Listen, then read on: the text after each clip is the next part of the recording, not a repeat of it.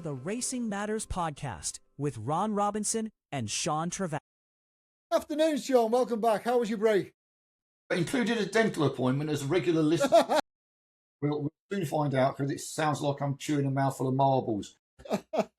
They took some teeth out, put some added teeth in. Wasn't turkey, might add. I had it done in Spain. I didn't go to Turkey for anyone says I've got turkey teeth. And my tongue is struggling to find its way around my now rather more crowded mouth than it did before. So apologies if there's a slight lisp anywhere. That wasn't taking the mickey out of anyone. Just it turns up every now and again. So it could be worse. So Ron might have to do most of the talking, but nothing new there.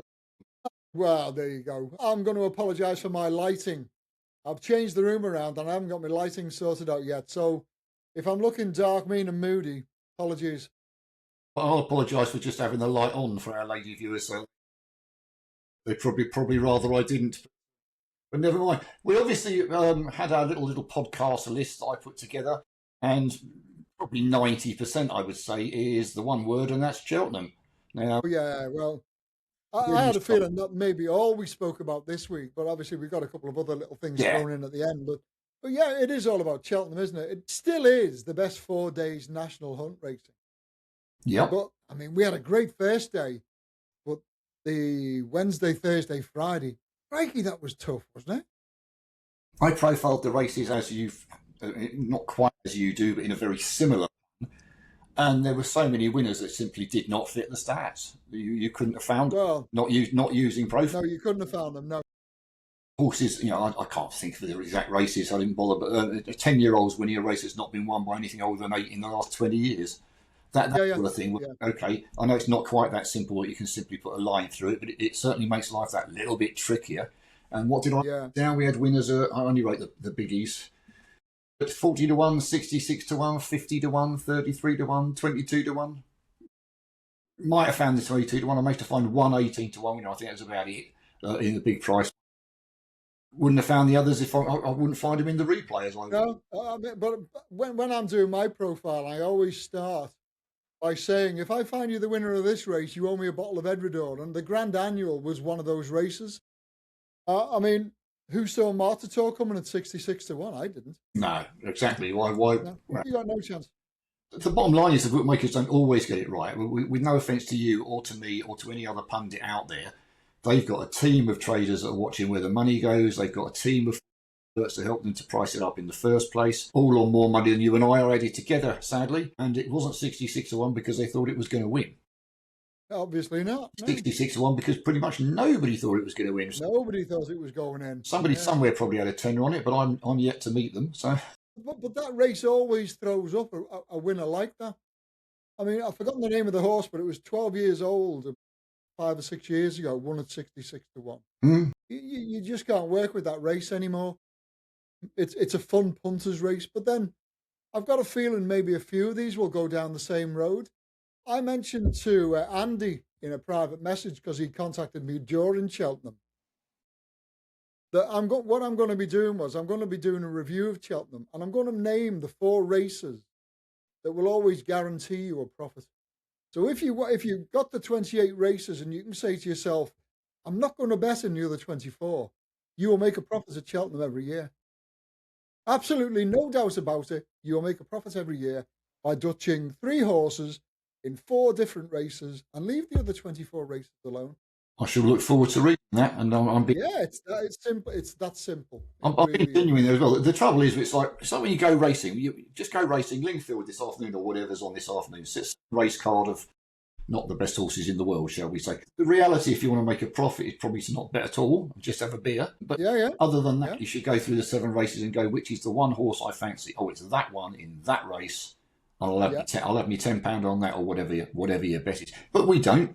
You go to the race, you go, what's the point of going to the races? It's my day out. I've gone to have a punt on a race, watch a race, maybe win, maybe lose. That's how it is. I'll have a bet in every race. Now the odds are starting to stack against you, because the horse you did fancy wins at 3 to 1, but the other 4 all lost, and you had the same stakes on each one, so you walked out of pocket. It's not the practical way to bet. Is it the fun way to bet? Yeah, it's a practical way to bet. We've picked some horses out for Saturday that are coming up later.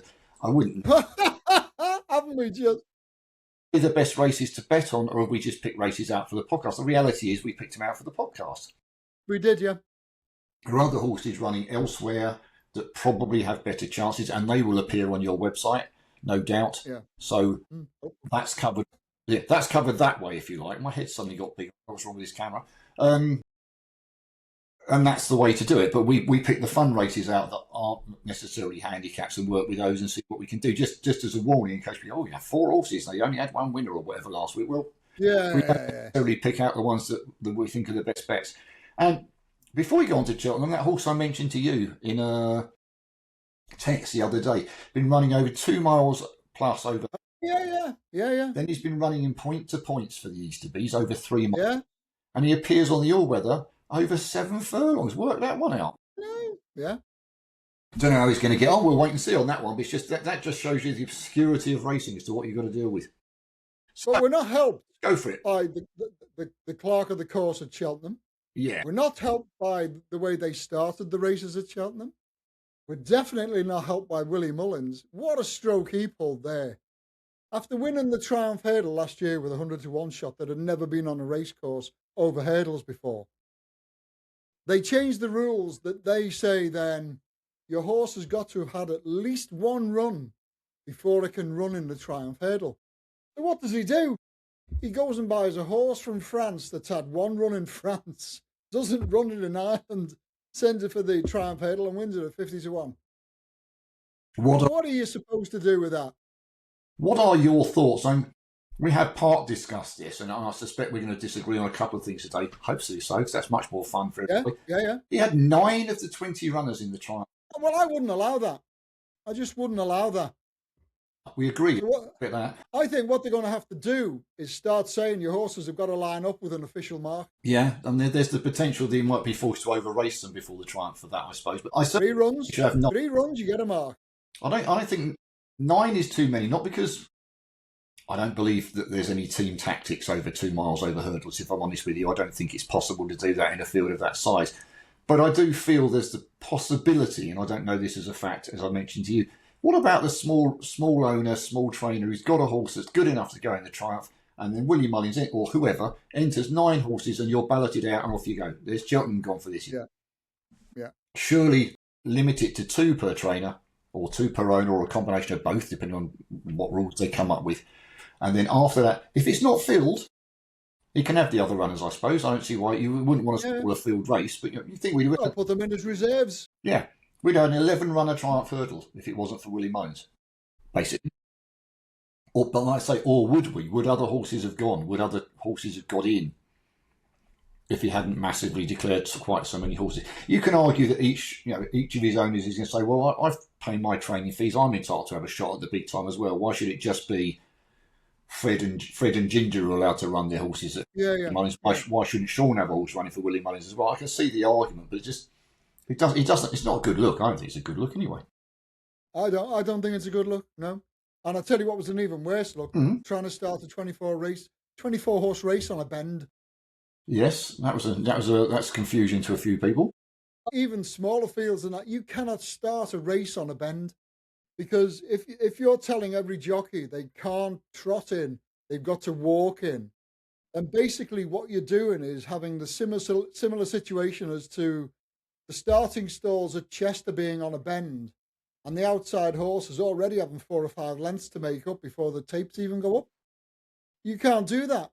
So they've got to start in a straight line. They've got to work out a way, even if it means extending the start 50, 100 yards so that they can walk in a straight line. That's the only way you can do it. It's ridiculous what they were doing this year.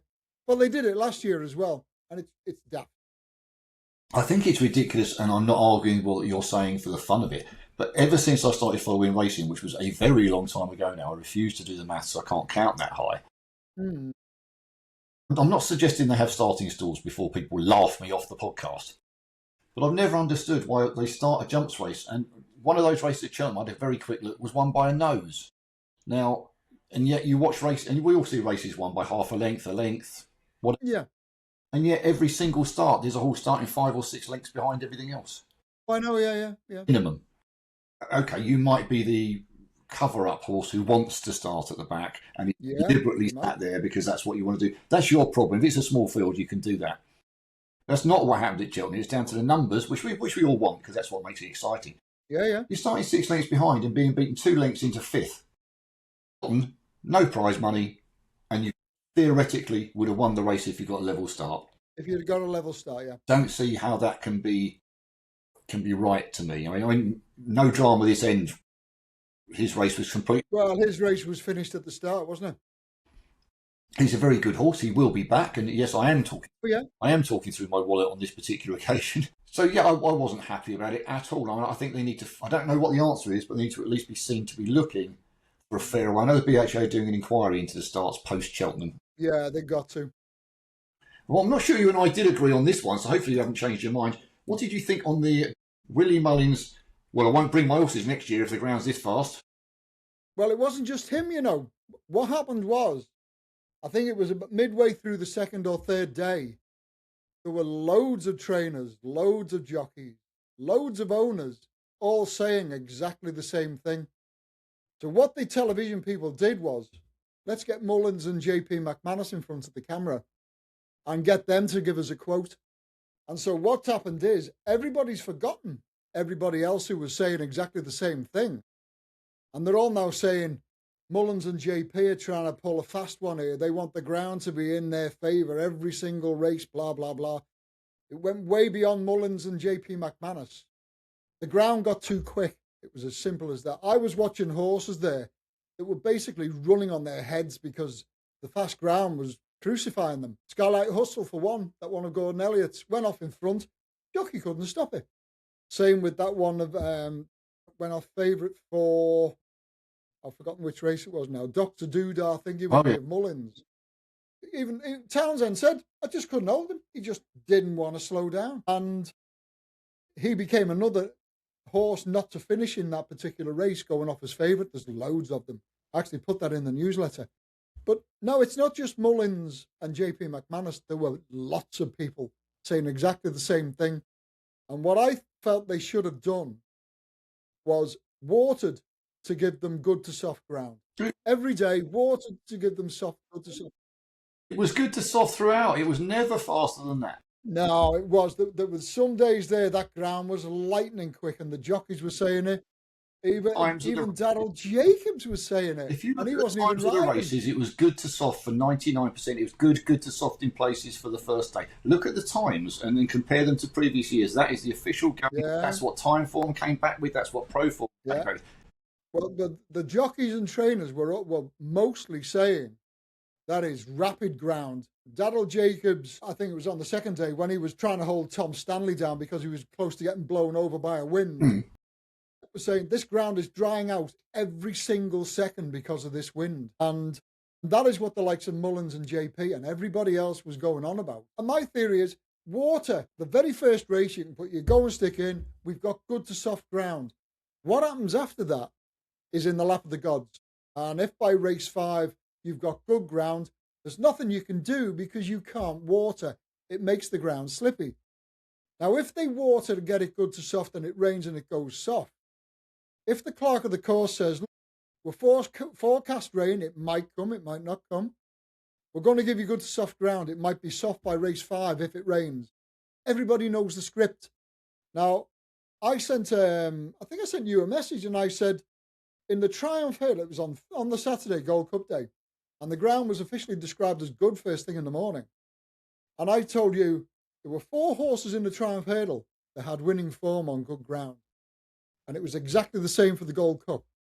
Now, and it's an unlikely scenario that this would ever happen, if every trainer that didn't have a horse that obviously won on the going as officially described, decided we're taking our horses out, you'd have had a 4-runner Triumph Hurdle, you'd have had a 4-runner Gold Cup. We're going to agree. It's never going to happen, but that is what could happen. I'm not having it. Firstly, as I say, the time say. Firstly, there's no remit that says good ground is bad ground, which sounds dark. No, but no, it's not. But if you've got a national hunt horse who right the way through the winter has been running on good to soft, heavy, somewhere in between, and then you put them in the races that they've been targeted at in the spring, and everybody knows the culmination of our national hunt season is Cheltenham.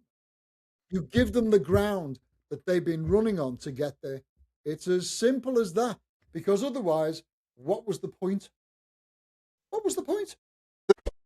Yeah, I'm a great believer in Mother Nature. At the end of the day, if I've got a horse that likes good ground or even likes good to firm ground, then why should I sit there and watch the clerk of the course water the living daylights out of it to destroy my chances? Some horses obviously handle the ground. A horse won every single race at Cheltenham. A horse finished second. A horse finished third and picked up prize money. They handled the ground. Yeah. They potentially liked the ground, perhaps not, but they did potentially like the ground. Why should their chances be watered away? Well, it's not that they drying it out when it's raining. No one goes, "Oh, quick, let's go out with some leaf blowers and dry the ground out because it's gone heavy and everybody wants good to soft." No one's worked away doing that. Not if it creates injury to horses. Let's get that crystal clear before people. Well, that is it. Yeah. Not having a go. You know, the horse's safety has to come first. There's no doubt about that whatsoever. Yeah. Nature should take its course. Now, I know they thought there was more rain coming than they actually got, so that was a slight issue as well. The times say it was good to soft in places on day one, good to soft from then on. Those are the official times, and everyone who's recorded it says that's what it was. So it's a storm in a teacup about it being rapidly fast, because it wasn't. And if you look at the times, it wasn't. Not by any stretch of imagination. I think when they say it was rapidly fast, I think what they're doing is they're comparing it to what they've been running on throughout the winter. Yeah. And it's like I say, if you want a 4-runner Triumph hurdle, then let Mother Nature take its course. I don't. But if you want a 4-runner Gold Cup. It's also running on Sunday, which I haven't got in front of me because we don't cover Sundays. Horse running on Sunday. It was last seen in November, I think, winning over hurdles. He likes good ground. Now, he's had to be shut away from November to mid-March or late March now, without the opportunity to run anywhere because he hasn't got his ground. And now it's drying, it's officially good ground at Exeter for Sunday. He can come back out and go win his race. That's Mother Nature did that for him. Why should he be sitting there going, "Oh, yeah, we'll plan it, the owners will pay our entry fees, off we'll go, this will be fun." And then the clerk of the course says, "I've stuck 6 millimetres or wherever it is on all over the course. It's now soft, good to soft." Then his horse has to stay at home. Why should he suffer? Well, I suppose what you've got to do is you've got to say we've got to cater for the majority. Yeah. You've got to, otherwise you end up with, like I say, 4-runner Triumph hurdles, 4-runner Gold Cups, 4-runner Champion hurdles, because you're not going to risk those big, heavy steeplechasers and hurdlers on anything quicker than good ground, maybe even good to soft in most cases. Which is why, like I say, when I went through the field for the Gold Cup, only 4 of them had winning form on genuine good ground. And that was what the ground was described as when I checked that. Yeah. If they're putting some water down overnight to slow it down a bit, great. But Cheltenham drains like a draining thing that drains. I think it's got to be the fastest draining track in the country, maybe on a par with Ascot. But no, I think you've got to make sure you've got the ground for the majority of horses, especially for the festival. Being devil's advocate, as I like to be, who knew? Your maths is correct, but partly flawed, because if everybody knew it was going to be good ground, then perhaps 20 other horses would have entered the Triumph and would have entered the Gold Cup, but didn't enter because they thought it was going to be soft. Yeah, possibly. But then it's like I say, you've got these races that lead up to these races. Yeah. And they're all being run on winter ground. They're all being run on winter ground. They don't put hairdryers on to make sure they've got the ground that might occur on the 12th of March the next year. You know, I've got to applaud Mr. Skelton, because how he does what he does is unbelievable. I mentioned in the newsletter afterwards that I knew in November what horse was winning the Pertemps this year. Right. Well, I told everybody in the newsletter exactly what I'd found, and I explained in about several different paragraphs exactly why Supremely West would be winning the Pertemps. And he'd trained it from November to March. And it's like he knew exactly what ground he was going to get in November. He knew exactly what ground he was getting in March, what he was running on in between to get his mark down to 135 for that one day in the season. The man is an absolute genius. It doesn't matter what ground you give him, he will train a horse to win a race at a handicap hurdle at Cheltenham. He's unbelievable. I don't really have as many issues as it sounds like I do with it. As long as if it's agreed that good to soft is the minimum, and that's a new rule they come up with, then we all know what we're looking for. And as an owner, I know what to expect, and I no point in aiming at Cheltenham because Cheltenham said it's going to be good to soft at worst, and best, Yeah. and I like good ground. I go aim at entry maybe. It's that unknown. If it rains, my chance is destroyed, and if it doesn't rain, someone might destroy my chance anyway by watering it. And that just seems a little bit unfair. It's always been left. I mean, do you remember? I think it was Tinoso's derby. That shows how old I am. Celtic Swings derby as well. He liked soft ground. That was on that. It rained and rained and rained, and Epsom was like a soggy bog. So Yeah. although there isn't the reverse of your argument that there's an ability to dry out, of course, Epsom drains as well as anywhere, but not on that day. All those horses have been building up to the Epsom derby on good to fast ground, all out with the washing because the ground went. Yeah. If you can have it that way, then to me you can have it the other way. Again, barring vet's advice that says if they come back and say good to soft or softer is better for the horses, then I'm all over it. That's fair enough. I don't think we're in a position as a sport to even question that. But I wouldn't have minded the ground. What else do we have? We have Willie Mullins and watering the hell out of it. And the shocks, which we've discussed. What did you make? Who was your favourite horses then? Oh, well, because of the result, Supremely West. That for me. I know I always look for a horse we call the one. I'm trying to find that this year was impossible. Not surprised. Because of the way they changed all the races around and they'd shuffled the deck so much. I mean, even the Brown Advisory had one extra fence this year. And I didn't know that until the day of the race, and somebody mentioned it, and that had just gone right over my head. Yeah. That. But if you're increasing race different distances and adding different rules in and all the rest of it, all of a sudden, those shocks, they're not so much of a shock. You're going to have to take 1 or 2 years for things to bed in and settle down again and that type of thing. Yeah, I mean, I went with Paul Nichols's horse as the one. Ran third. I put it up as a 2080 at 8-1. He's come third at 5-1. So we made a little bit of a profit on it. Great. About 2 people emailed me and said, "Why didn't you put Supremely West up as the one?" And basically the day I put up a race like the Potemps as a horse we're going to pick the one in, with a 24 runner handicap hurdle, it's never going to happen. I'm looking for a race. I don't really like picking novice races. The National Hunt was a different kettle of fish because we've got the winner of that 2 years running, 16-1 into whatever it was and 14-1 into whatever it was with Statler and Galvin. But that was so easy to find the winner of because you knew it was going to be Mullins or Elliott. And they aimed certain horse. It was just a question of working out which horse they were going to aim at the National Hunt Chase. But now even that's changed. Professional riders riding it, and it's a handicap, and they keep moving the goalposts. It's got tricky. It's got tricky. They move all those goalposts, and that makes them. Believe it or not, having had a little dig at William Mullins twice earlier, the 2 that stood out for me were Lossiemouth, who, according to the stats, couldn't win the champion hurdle. Yeah, no, I said that. Yeah. Was well beaten by Brighter Days Ahead at the previous start at the same weights, and then she goes and writes her name in the history books. What can you say?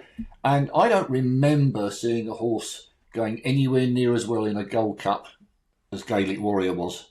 For a unbelievable, wasn't it? For a stamina, didn't he win an Arkle as well? But it's a stamina sapping race with a stiff uphill finish.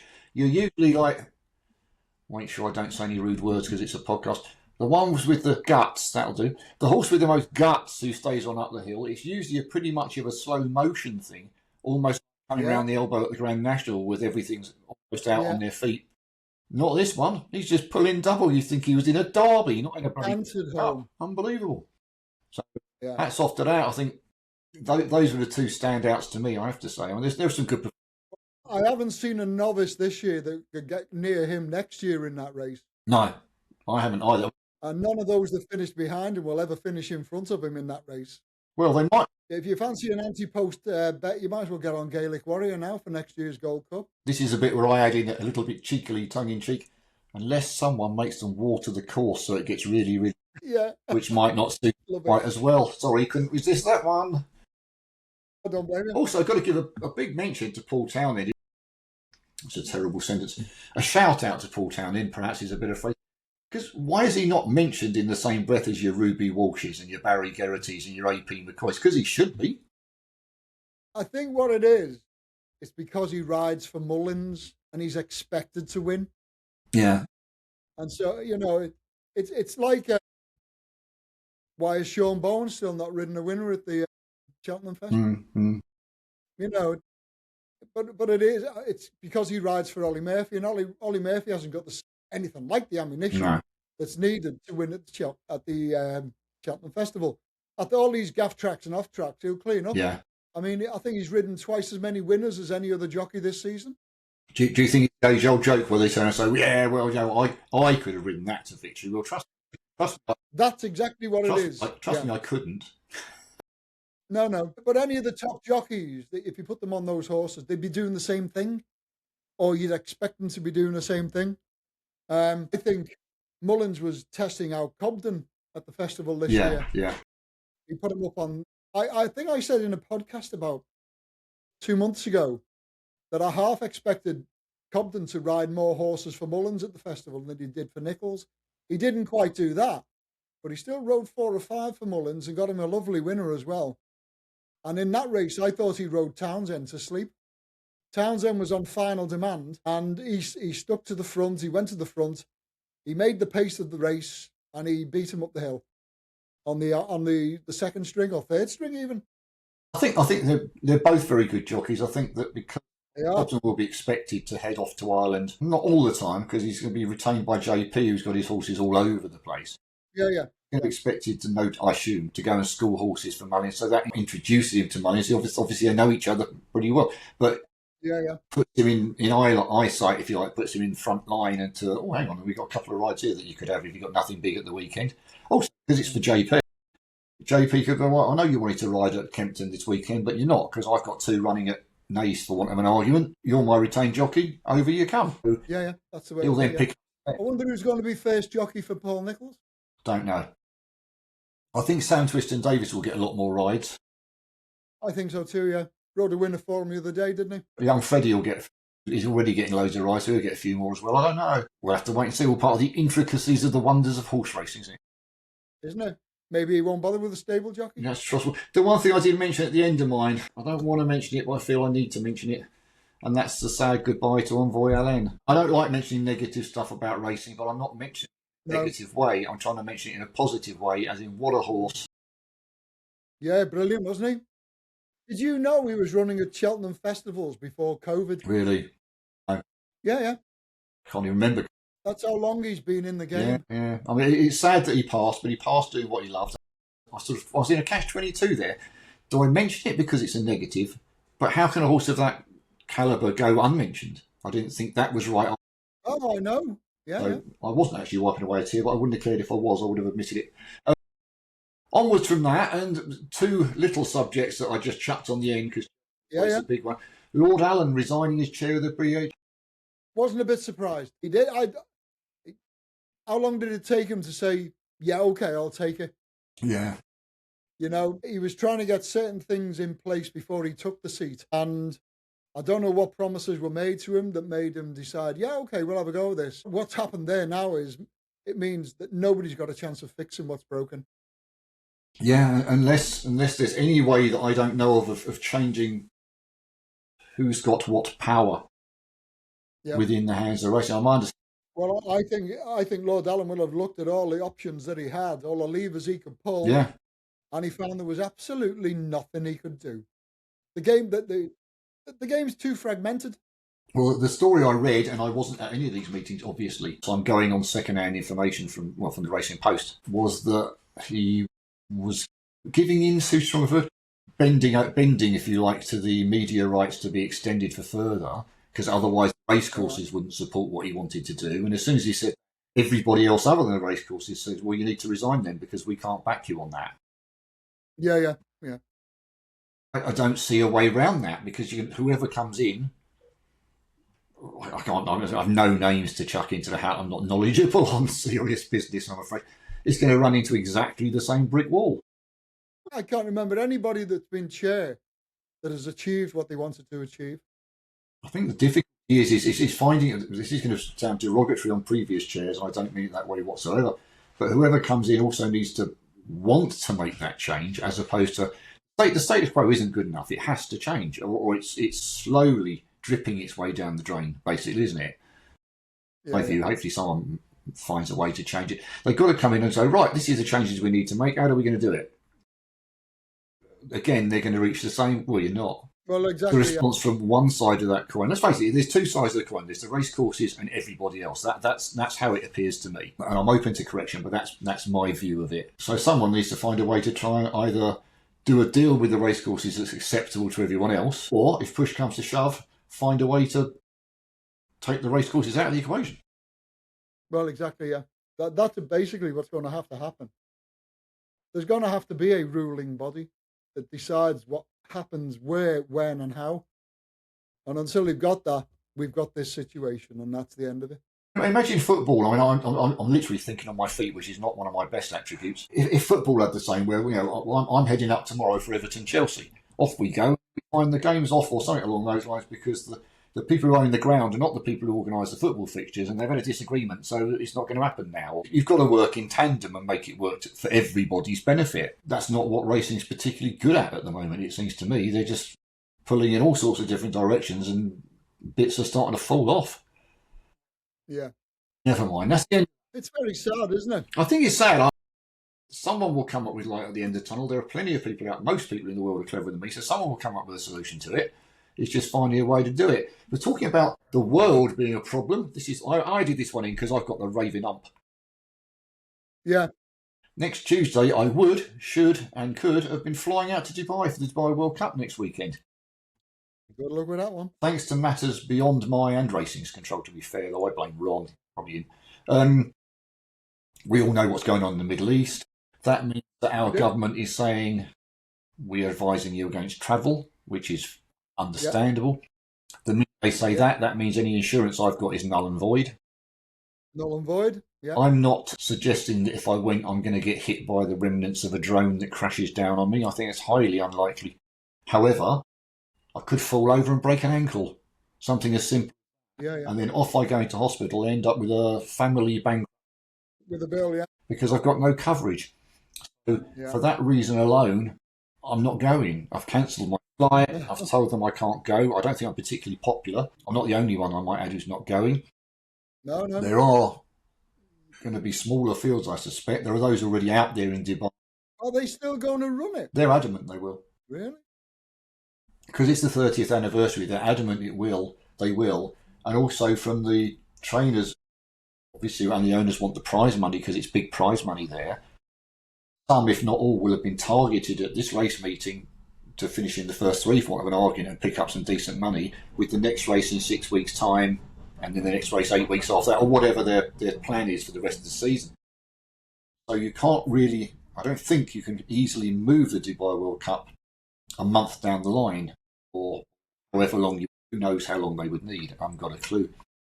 I don't think you can move it down the line, because then you move it 4 weeks, it would then be 2 weeks before their next target, and it all throws everything completely out of sync. So they're adamant to go ahead. They raced Super Saturday the day after the attack started. That race meeting went ahead. So they are adamant it's going. I've got friends who are going. Calandigan ships tomorrow. He's going out there tomorrow. What about their insurance? I don't know whether to be fair, I probably could have found an insurance, but I wouldn't like to even hazard a guess what it would cost. What the premium would have been. So I didn't even look. So maybe people of higher means than me, which I'm trying to find a polite way to put that. People with a few quid in their pocket, we can afford to. There's also the potential that it's the Aga Khan Studs who owns Calandigan, and with the Muslim link, I mean, I don't really understand all that, so I'm not going to go down that road. Maybe they want to be seen to be supporting it. I don't know. That's a guess. It's the 30th anniversary as well, so we all wanted to go and celebrate with them. But it's just not to be. I just think it's a real shame. It was going to be one of the best race meetings of the year, as it usually is. I don't think it'll be a shadow of what it's been, but I think it's going to be weak. And there's plenty of Americans who won't be going, that's for sure. That horses, trainers, owners, and fans simply won't go. They're renowned for it. As soon as anything like this takes place, they stay at home. I don't blame them. I just wanted to mention it because I think it's a real shame. If we do a podcast next week, I'll try and cover the races, but I believe there's 8 decades for the Shima Classic now, but you'd have expected a lot more than that at this stage, anyway, not come race day maybe. But it's just a shame that I suppose racing is our world, and there's more important things in the world. Someone listening to this be going, and you're worried. Exactly You're worried right. about racing. Yeah. Yeah. To be fair, they're probably correct in that, and Oh, yeah. should be moaning. Right, on to the racing of Saturday. It's a bit of a bunch, isn't it? Oh, Who came up with this? this part of the season, the fag end. You do. Are you allowed? I do.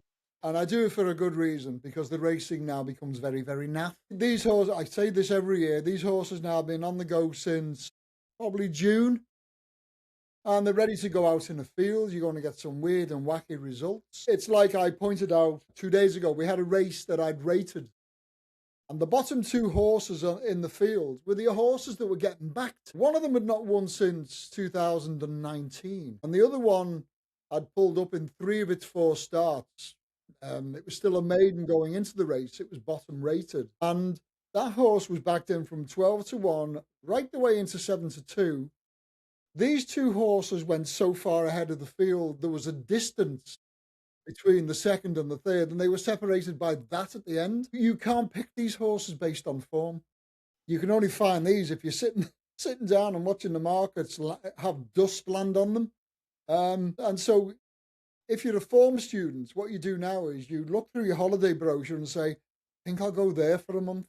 Or you go on to, give them the name of the website, Ron.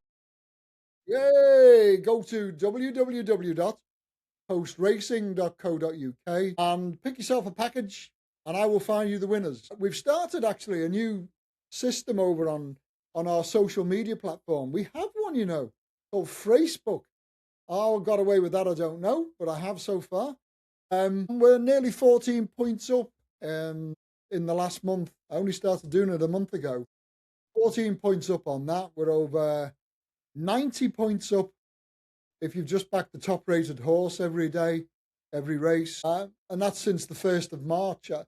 I knew we were doing well. I didn't know how well. It all felt very 2013, where we ended the summer that year nearly 400 points up or 300 points up, something like that. It's that long ago, I can't remember now. But it was ridiculous. And it's been a similar situation this winter. And I think it's all to do with that. I've developed a slightly new way of working. And you know exactly what that is, what I'm using to produce my figures now. And to say it's working a treat would be an understatement. I mean, to be over 90 points up in less than 60 days is weird, isn't it? I only meant you were going to mention the OMS, which is where the money was going, but never mind, Ron. Yeah, the OMS as well. No, I'm joking. That's the same website, and you go on that as the overnight market movers. You'll correct me. You get so much for your books. I'm telling you. Those 2 that were backed, that's where you'll find them. You wouldn't have noticed them yourselves. I wouldn't have noticed it myself. Go on there, have a look down for the flames, and see where the money's going. Whether it's professional money or whatever, who knows? But the money's down. Right. Yeah, there was only one yesterday, and that went in. Keep meaning to do something with those, and too much going on. 1 o'clock Kelso, they're bound to be getting bored by now, Ron. I am, and I'm doing the podcast, so we ought to give them a race. 1 o'clock Kelso is a list. Thank you. Yeah, we've only got one previous running of this race, so I'm a stats and trends man. So I'm basically stumped because that's how I work. The only runner in the race with winning form at the track is a horse called Starlight. She is 3 from 14 there. But this is most definitely not her trip. She's 0 from 11 at the trip. No surprise to see her trading around about 80-1. She will not be winning it. Official ratings are basically all I can go with. And they suggest only one of Hollygrove Cha-Cha or the Irish Raider World of Fortunes can win this. And for podcast purposes only, and it's definitely podcast purposes only, I'm going to go with the Irish runner, World of Fortunes. There's a Skelton runner being sent up called Listen to Your Heart. That one is rated £12 inferior to Hollygrove Cha-Cha, but receives only £2. Runs off level weight with the Irish horse, yet is rated £9 inferior to that one. But you can only have 4-1 for Listen to Your Heart. I don't understand that. It's a no bet for me at those odds. That Skelton runner can just be left alone as far as I'm concerned. You just work with the pair at the head of the tissue.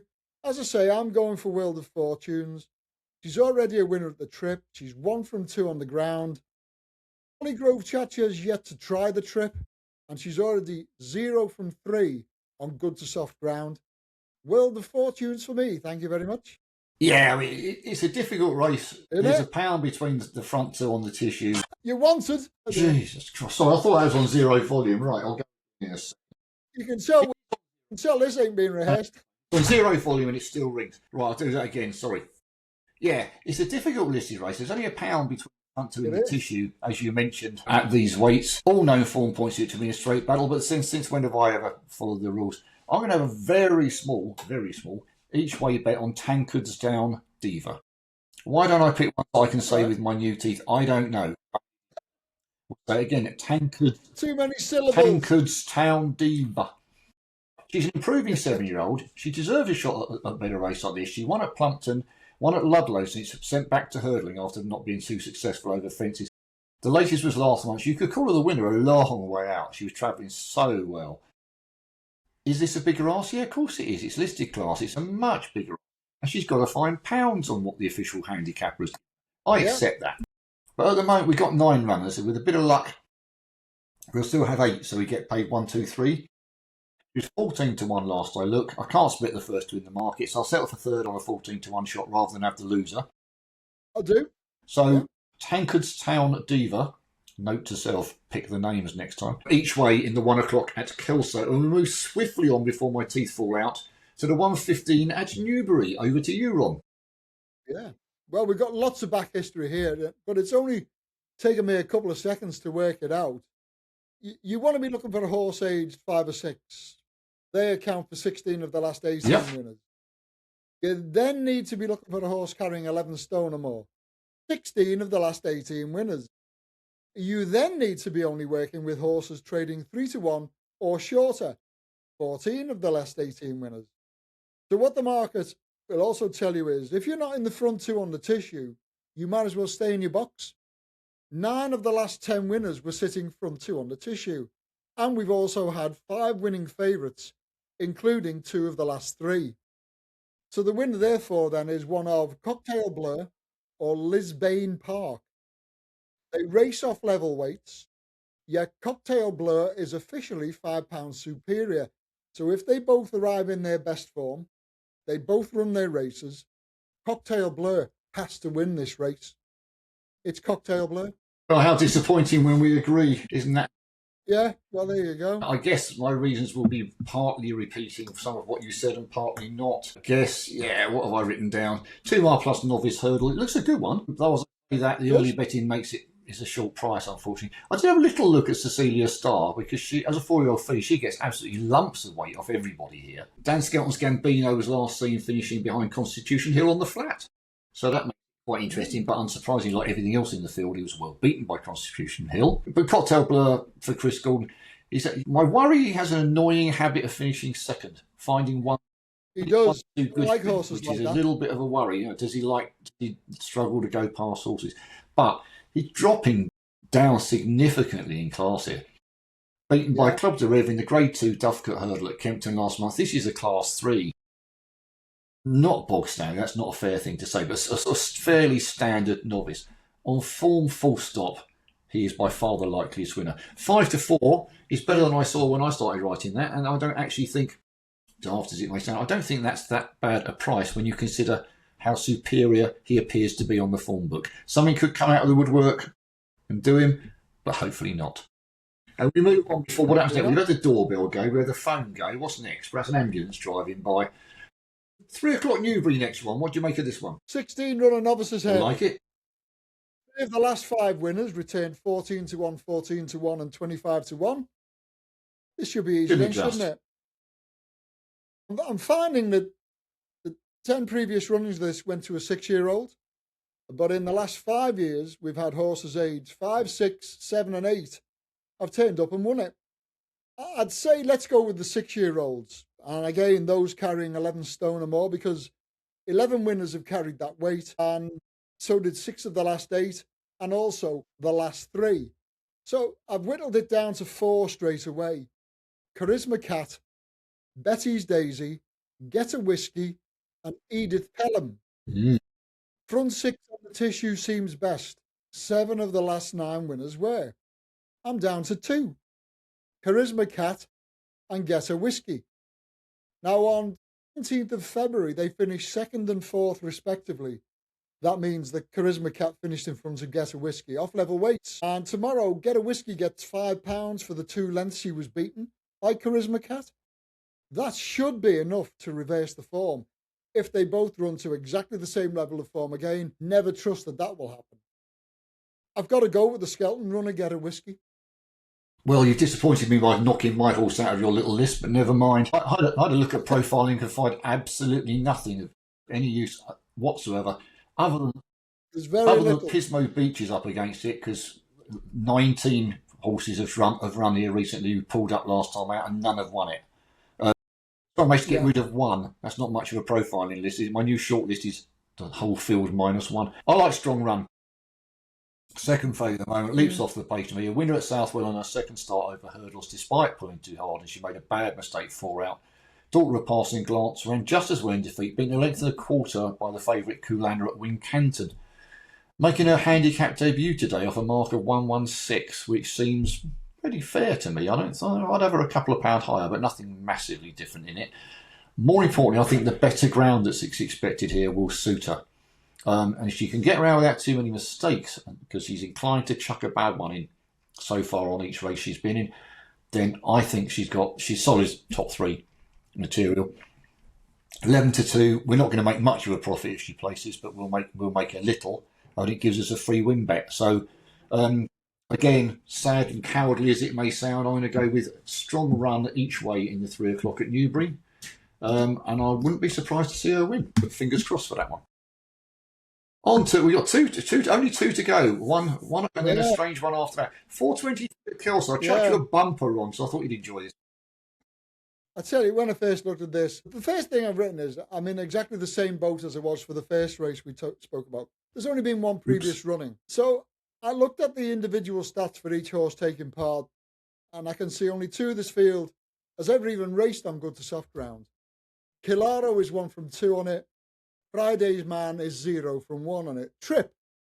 Only Kilaro has winning form over the trip. Track? Present and correct. You can give him 1 go at it. Sorry, carry. The rest see Kelso for the very first time. Kilaro, beaten favourite last time out, wears a hood for the very first time. But the interesting thing is that the guy who rode the horse in all 3 of his point-to-point races, and I think he won 1 of them, has been retained to ride ever since by Tim Easterby since he got hold of the horse. And he actually won on the horse at Musselburgh back in December. He was then a beaten favourite at Newcastle, and he finished behind Diamond White, who runs here for John Joe O'Neill. Now that day, Kilaro was given Diamond White £7 and wasn't good enough. Tomorrow he's got to give the O'Neill runner £11. So what chance has Kilaro got of reversing the form with Diamond White? I would say diddly squat. No. Now you've got a horse called Burrito, making debut for Lucinda Russell and Michael Scudamore. Won a maiden point-to-point in January, went through the ring at Goffs for 60,000 quid. But that win in the point-to-point field came over 20 furlongs on soft ground over fences. How is he going to cope with half a mile less on quicker ground with no obstacles in front of him? I haven't got a baldy clue. I'd not bet a race like this to save my life. The only way in here will be to track the markets right the way through tomorrow until you're about 30 minutes from the tapes going up.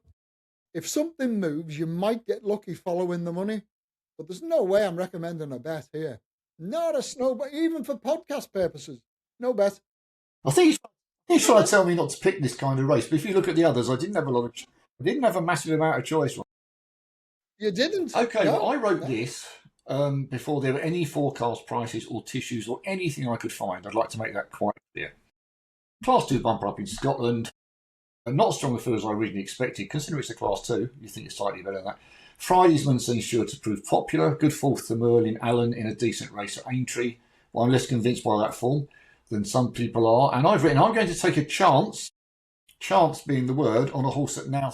Yeah, it would be, because it now trades as favourite. That's your friend Burrito. Hey, do you know what? I knew that'd go off that. I thought it was a double figure. I can smell it. They bought him after winning a 2.5 mile point-to-point at Sheriff Hutton by 3 lengths. The thing I like about that, and I have to assume, because Funny enough, I wasn't at the Sheriff Hutton point to point. I think I wrote down afterwards that he quickened up nicely to put the race to bed. Basically, I love it when the horse is mentioned as quickening up. Now, whether it makes it a good horse or just sets my pulse going, I'm not really sure, but I like it. I think he's a horse with plenty of potential. What the form's worth is very little. I don't think much has run out of that race, to be honest with you. It drops back in trip, which can find a lot of point-to-pointers out. There's a lot of 2-mile bumper winners that have come out of the point-to-point field. I can never work with the miles different why they would be, but they are. The Cheltenham bumper is usually won by someone. And I put down he could be the surprise packager. The fact he's now trading at 3-1 at the head of the market caught me a little bit. Yeah, that makes me look even dafter than normal, and that takes some doing. But I can't change my mind. That's not something that you do, is it? So Burrito from me. No. He's not going to be my best bet of the weekend, but he was close to it. He was close to it, very close to it. So I quite like the look of his pedigree, and I like the look of how it reads from his point to point. But okay, we got one more that I chucked in because Ron's probably I think he's upset me or something because I didn't realise that the first race only had one running. I didn't realise that the bumper was very similar, and now I've chucked him in a race from America. Yeah. What he's done to upset me. Okay, the 10:42. I think it's PM. I get well lost on world clocks. Yeah, I think it is. Fairgrounds, which is in brackets the Louisiana Derby. I won't do accents.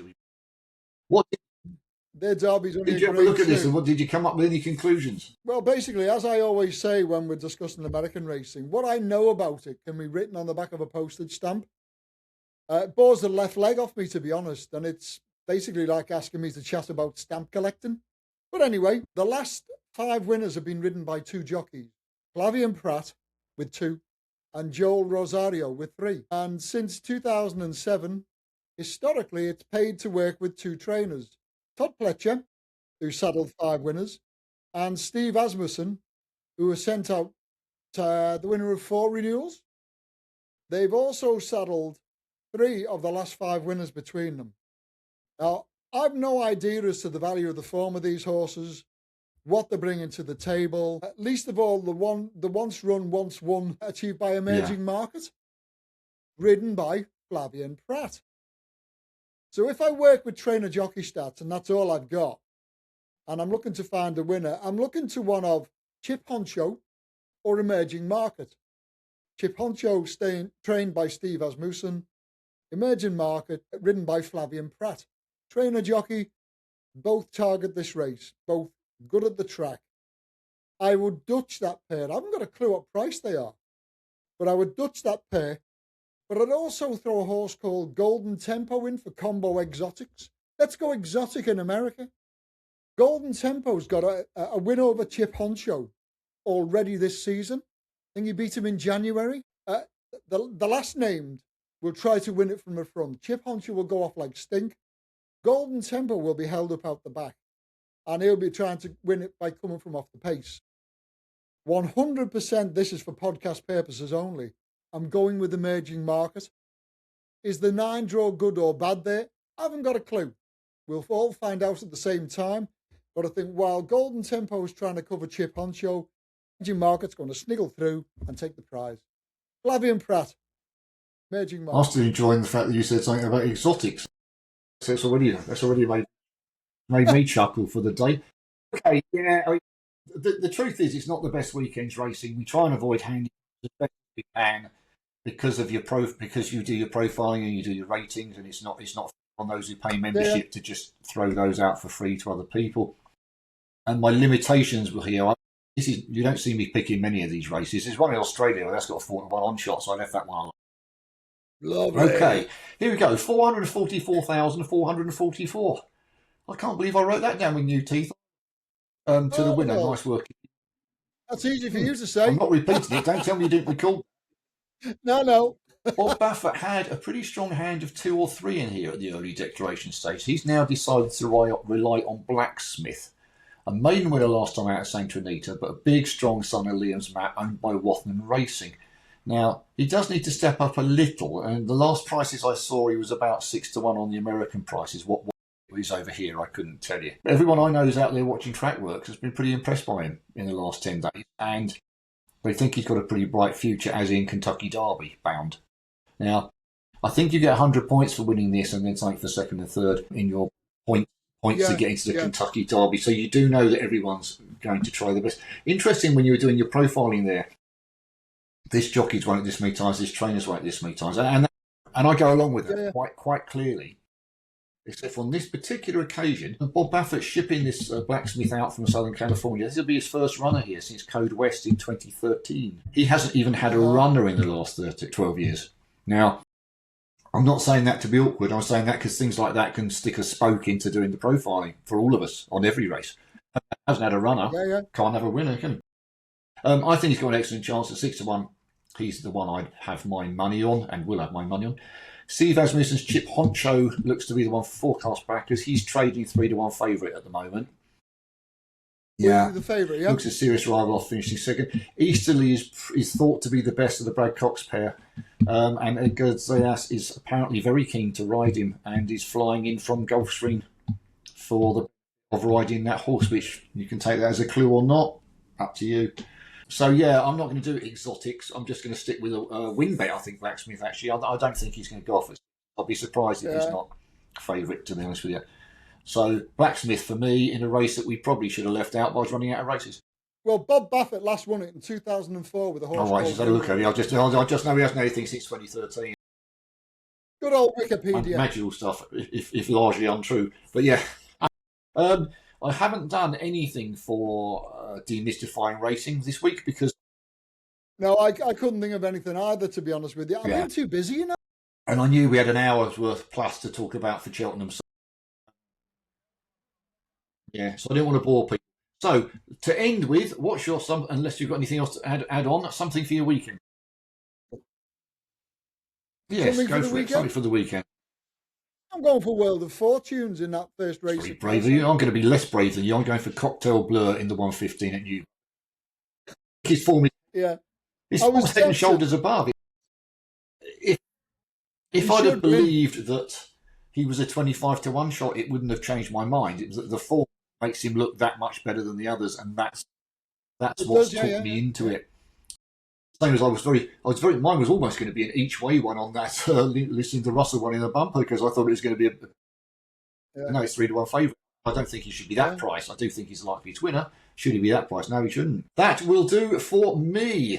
Apologies. And me. Any editing issues that you see after this has gone out is because Ron's had to work because I had a delivery man that set the dogs off. Then my phone rang, which obviously was you could hear as well. So that's all entirely.